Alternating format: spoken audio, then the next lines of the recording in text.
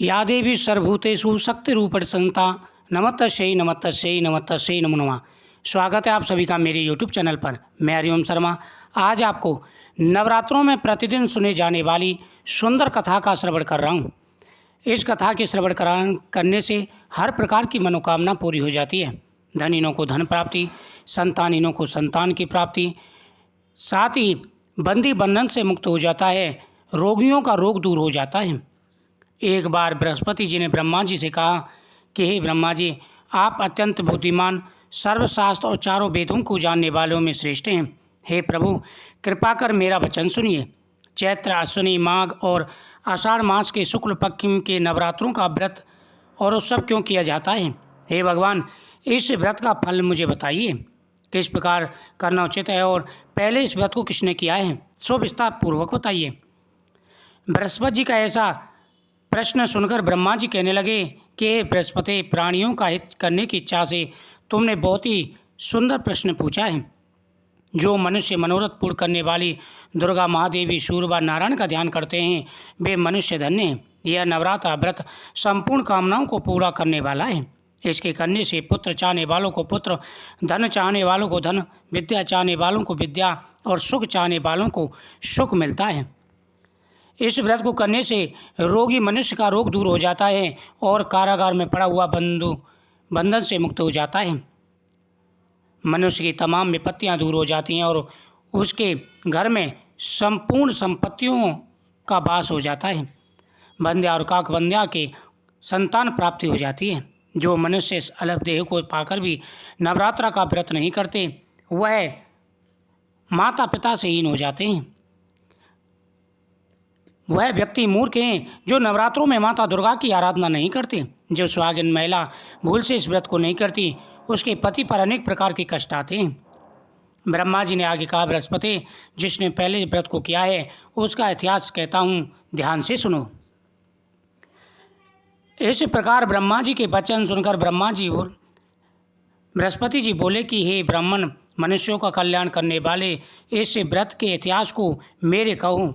मैं सावधान होकर सुन रहा हूँ, आपकी शरण हूँ, कृपा करके मुझ पर कृपा करें। ब्रह्मा जी बोले, पीटक नाम के मनोहर नगर में एक अनाथ नाम का ब्राह्मण रहता था।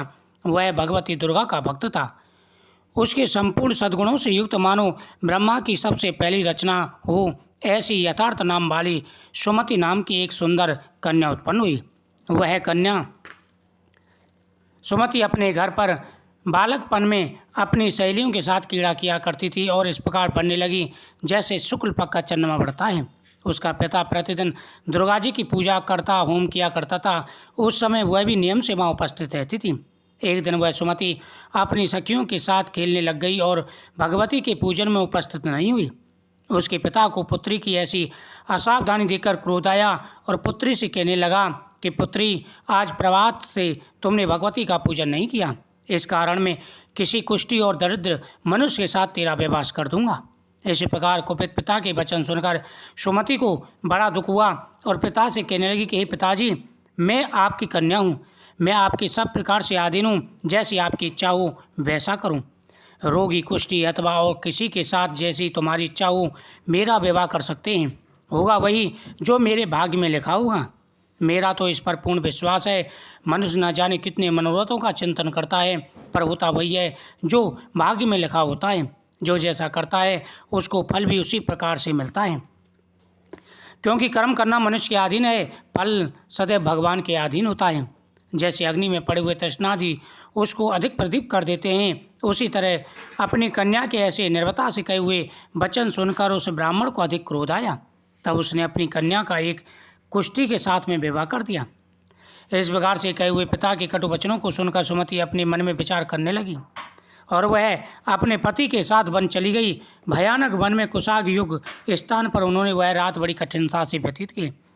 उस गरीब बालिका की ऐसी दशा देखकर भगवती दुर्गा पूर्ण पुण्य के प्रभाव से प्रकट होकर सुमति से कहने लगी, हे ब्राह्मणी, मैं तुम पर प्रसन्न हूँ, तुम जो चाहो वरदान मांग सकती हो। मैं प्रसन्न होकर के मनवांछित फल देने वाली हूँ।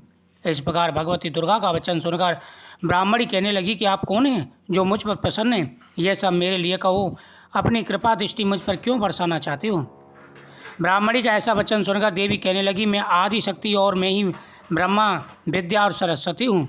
मैं प्रसन्न होने पर प्राणियों का दुख दूर कर उनको सुख प्रदान करती हूँ। हे ब्राह्मणी, मैं तुझ पर तेरे पूर्व जन्म के पुण्य के प्रभाव से प्रसन्न हूँ। तुम्हारे पूर्व जन्म का वृतांत सुनाती हूँ। तू पूर्व जन्म में निषाद भील की स्त्री थी और अति पतिव्रता थी। एक दिन तेरे पति निषाद ने चोरी की। चोरी करने के कारण तुम दोनों को सिपाहियों ने पकड़ लिया और ले जाकर के जेल खाने में कैद कर दिया।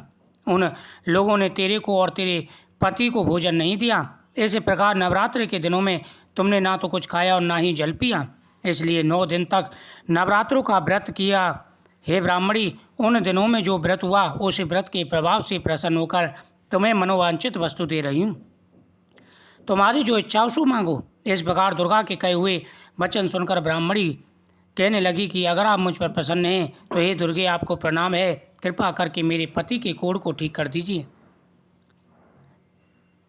देवी कहने लगी कि उन दिनों जो तुमने व्रत किया था उस व्रत के एक दिन का पुण्य अपने पति को कोढ़ दूर करने के लिए अर्पण करूं। मेरे प्रभाव से तेरा पति कोढ़ से रहित हो सोने के समान शरीर वाला हो जाएगा। ब्रह्मा जी बोले। इस प्रकार देवी का वचन सुनकर वह ब्राह्मणी बहुत प्रसन्न हुई और पति को निरोग करने की इच्छा से जैसे बोली। अब तक उसके पति का शरीर भगवती दुर्गा की कृपा से कुष्ठहीन होकर अति कांति युक्त हो गया, जिसकी कांति के सामने चंद्रमा की कांति भी क्षीण हो चुकी थी मालूम होती थी। वह ब्राह्मणी पति की मनोहर देह को देखकर देवी को अति पराक्रम वाली समझकर स्तुति करने लगी। हे दुर्गे, आप दुर्गत को दूर करने वाली, तीनों जगत कष्ट संताप करने वाली, समस्त दुखों को दूर करने वाली, रोगी मनुष्य के रोग को दूर करने वाली, संतानहीनों को संतान देने वाली, धनीनों को धन देने वाली, आपको मैं नमस्कार करती हूँ।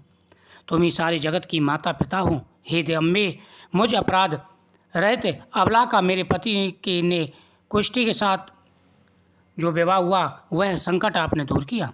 मेरे पिता ने कुष्ठी के साथ में मेरा विवाह कर दिया था और घर से निकाल दिया था। उसकी निकाल हुई प्रति पर घूमने लगी। आपने ही मेरा इस विपत्ति रूपी समुद्र से उद्धार किया है। हे देवी, आपको प्रणाम करती हूँ। मुझ दीन की रक्षा करो। ब्रह्मा जी कहते हैं कि हे बृहस्पति, इस प्रकार उस सुमति ने उन देवी की बहुत स्तुति की।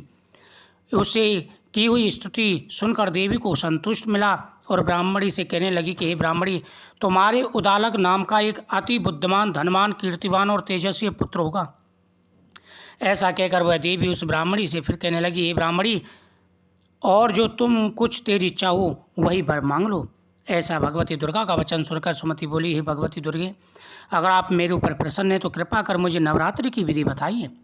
इस प्रकार ब्राह्मणी के वचन सुनकर देवी कहने लगी, हे ब्राह्मणी, मैं तुम्हारे लिए संपूर्ण पापों को दूर करने वाली नवरात्रि व्रत की विधि बतलाती हूँ, जिसको सुनने से तमाम पापों से छूटकर मोक्ष की प्राप्ति होती है। अश्विनी मास के शुक्ल पक्ष की प्रतिपदा से लेकर 9 दिन तक विधि पूर्वक व्रत करें। यदि दिन भर व्रत ना कर सकें तो एक समय भोजन करें। पढ़े लिखे ब्राह्मण से शुभ मुहूर्त पूछ करके घट स्थापना करें। महाकाली, महालक्ष्मी और सरस्वती की मूर्तियां बनाकर उनकी पूजा करें। बिजोरा के फूल से अर्घ देने से रूप की प्राप्ति होती है। जयफल से, कीर्ति दाग से कार्य की सिद्धि होती है। आंवले से सुख और केले से भूषण की प्राप्ति होती है। इस प्रकार फलों से अर्घ देकर यथाविधि हवन करें। खांड, घी, गेहूँ, शहद, जौ, तिल, बिम, नारियल, दाक और कदम, इनसे हवन करें। ब्रह्मा जी बोले, बृहस्पति, इस प्रकार ब्राह्मणी को व्रत की विधि और फल बताकर देवी अंतर्ध्यान हो गई। जो मनुष्य या स्त्री इस व्रत को भक्ति पूर्वक करता है वह श्लोक में सुख भोग पाकर अंत में दुर्लभ मोक्ष की प्राप्ति पाता है। हे बृहस्पति, यह दुर्लभ व्रत का महत्व मैंने तुमसे कहा है। ब्रह्मा जी के वचन सुनकर बृहस्पति जी आनंद के कारण रोमांचित हो गए और ब्रह्मा जी से कहने लगे, हे ब्रह्मा जी, आपने मुझ पर कृपा की जो अमृत के समान इस नवरात्रि व्रत का महत्व सुनाया। हे प्रभु, आपके बिना और कौन इस महत्व को सुना सकता है। ऐसे ही ब्रह्मा जी के वचन सुनकर बृहस्पति जी के वचन सुनकर ब्रह्मा जी बोले, हे बृहस्पति, तुमने सब प्रकार प्राणियों का हित करने वाले इस अलौकिक व्रत को पूछा है, इसलिए तुम धन्य हो। यह भगवती शक्ति संपन्न लोगों का पालन करने वाली है। इस महादेवी के प्रभाव को कौन जान सकता है। यह व्रत अश्विनी मास की शुक्ल प्रतिपदा को किया जाता है। इस व्रत में अशोक वृक्ष की पूजा की जाती है। अशोक के वृक्ष को घी, गुड़, हल्दी, रोली, कलावा आदि से पूजते हैं और जल से अर्घ देते हैं। यह व्रत 12 वर्ष का करना पड़ता है। उद्यापन के समय सोने का व्रत बनाकर कुल गुरु से पूजन कराकर उन्हें समर्पित कर देना चाहिए। अशुभ व्रत को करने वाले की स्त्री पुरुष शिवलोक में वास करते हैं। जो व्यक्ति नियमित रूप से इस कथा का श्रवण करते हैं उनके ऊपर देवी भगवती सदा ही प्रसन्न रहती हैं। अश्विनी मास के शुक्ल पक्ष की अष्टमी को दुर्गा अष्टमी के रूप में मनाते हैं। इस दिन दुर्गा देवी की पूजा का विधान है। भगवती को उबले हुए चने, हलवा, पूड़ी, खीर आदि का भोग लगाया जाता है। पश्चिमी बंगाल में शक्ति को अधिक मान्यता दी जाती है, वहाँ बहुत बड़ा उत्सव मनाया जाता है। प्रतिदिन माता दुर्गा की आराधना करने से सारे कष्ट दूर हो जाते हैं। जो व्यक्ति सच्चे मन से माता के 9 रूपों की आराधना करते हैं उनके मन में जो भी कामना है उनकी प्रत्येक मनोकामना पूरी हो जाती है। धनीनों को धन प्राप्ति, संतानिनों को संतान की प्राप्ति और सभी सुखों की प्राप्ति होती है। इस कथा का प्रतिदिन श्रवण करना चाहिए। इस कथा का प्रतिदिन श्रवण करने से हर प्रकार के मनोरथ पूरे होते हैं। साथ ही भगवती दुर्गा की असीम कृपा बनी रहती है और जीवन में आने वाले सारे कष्ट दूर हो जाते हैं। मुझे उम्मीद है आपको ये कथा बहुत ही सुंदर लगी होगी। इस कथा को ज़्यादा से ज़्यादा शेयर करें ताकि सभी लोग सुन सकें और कमेंट में जय माता दी जरूर लिखें। साथ ही नियमित रूप से माता को नैवेद्य अर्पण करें, केले का फल अर्पण करें, खीर अर्पण करें और माता के मंत्रों का जाप करें। माता दुर्गा आपकी सभी मनोकामनाएं अवश्य ही पूरी करेंगी। जय माता दी।